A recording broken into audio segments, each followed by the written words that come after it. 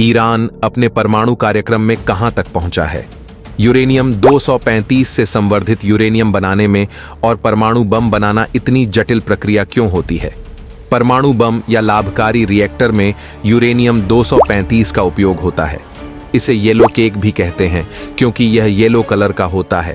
हालांकि जब इसे शीशे के जार में रखते हैं तो यह ऑक्सीजन के साथ रिएक्शन करके हल्का ग्रीन कलर का हो जाता है। यूरेनियम को आशा की धातु भी कहा जाता है। प्रकृति में यूरेनियम 238 प्राप्त होता है, लेकिन यह कम विखंडनीय है।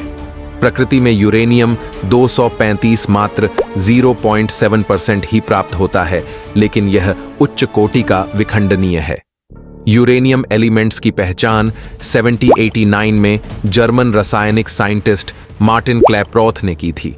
उस समय उन्होंने इस तत्व का नाम सोलर सिस्टम के 7वें ग्रह यूरेनस के नाम पर रखा था, इसलिए ही इसे यूरेनियम कहा जाता है। प्रारंभ में यूरेनियम का उपयोग कांच और चीनी मिट्टी के बर्तनों को रंगने के लिए किया जाता था। फूलदानों और सजावटी कांच के बर्तनों को पीला हरा रंग देने के लिए यूरेनियम कंपाउंड्स का इस्तेमाल किया जाता था। हेनरी बेक्वेरेल ने पहली बार 1896 में यूरेनियम में रेडियोधर्मी यानी रेडियो एक्टिव गुणों की खोज की थी। फ्रांसीसी वैज्ञानिक को खुद नहीं पता था कि आमतौर घर सजाने वाले कंपाउंड्स से वो घरों को उजाड़ने वाले एलिमेंट की खोज कर चुका है, लेकिन उनके इस अधूरे काम को उनकी छात्रा मैरी क्यूरी ने पूरा कर कंपाउंड के रेडियो एक्टिविटी परिणामों की सही व्याख्या की थी। रेडियोधर्मी तत्व वे होते हैं जो स्वतः स्फूर्त परिवर्तन क्षय से गुजरते हैं, जिसमें ऊर्जा या तो कणों के रूप में निकलती है, जैसे कि अल्फा या बीटा कण, या विद्युत चुंबकीय विकिरण के रूप में, जिसमें आयनीकरण करने के लिए पर्याप्त ऊर्जा होती है, जैसे कि गामा या एक्स-रे। इस परिवर्तन या क्षय के परिणाम स्वरूप विभिन्न तत्वों का निर्माण होता है, जिनमें से कुछ स्वयं रेडियोधर्मी हो सकते हैं, जिस स्थिति में वे भी क्षय हो जाएंगे। यह प्रक्रिया तब तक जारी रहती है जब तक कि एक स्थिर गैर रेडियोधर्मी अवस्था नहीं आ जाती। प्रकृति में पाए जाने वाले यूरेनियम में मुख्य रूप से 2 समस्थानिक होते हैं, यूरेनियम 235 और यूरेनियम 238। परमाणु रिएक्टरों में ऊर्जा का उत्पादन यूरेनियम 235 परमाणुओं के विखंडन या विभाजन से होता है, एक ऐसी प्रक्रिया जो ऊष्मा के रूप में ऊर्जा जारी करती है। यूरेनियम 235 यूरेनियम का मुख्य विखंडनीय समस्थानिक है। प्राकृतिक रूप से प्राप्त यूरेनियम में यूरेनियम 235 की मात्रा केवल 0.7% होती है। शेष 99.284% यूरेनियम 238 होता है। जिस यूरेनियम में यूरेनियम 235 का प्रतिशत मात्रा किसी विधि से बढ़ा दी गई हो, उसे संवर्धित यूरेनियम एनरिच्ड यूरेनियम कहते हैं।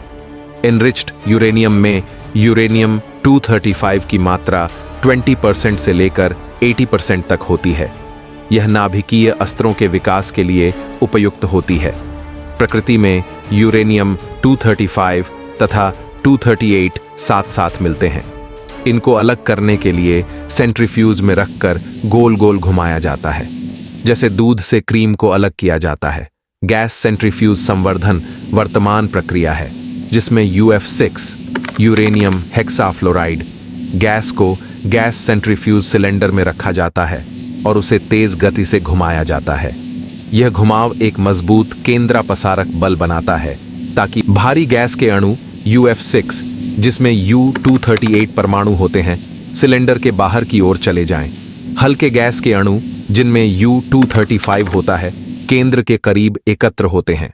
ईरान भी अपने परमाणु कार्यक्रम में यही कर रहा है, लेकिन इजराइल ने उसके कंप्यूटर को हैक कर लेता है जो सेंट्रीफ्यूज को घुमाता है। इसलिए ईरान अच्छी क्वालिटी का संवर्धित यूरेनियम नहीं बन पा रहा है। यदि यूरेनियम 235 को 5% तक संवर्धित किया जाता है तो उसका उपयोग नाभिकीय रिएक्टर में किया जाता है, लेकिन यदि उसे 90% तक संवर्धित किया जाता है तो उसका उपयोग परमाणु बम में होता है।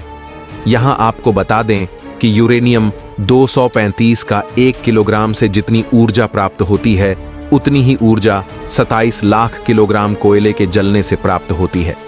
वही 1 ग्राम यूरेनियम के विखंडन से जितनी ऊर्जा मुक्त होती है उतनी 20 टन टीएनटी में विस्फोटन करने से उत्पन्न होती है।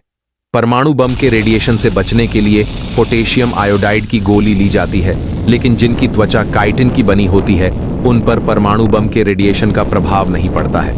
उदाहरण के लिए कॉकरोच। परमाणु बम विस्फोट में एक्स रेज तथा गामा रेज निकलते हैं।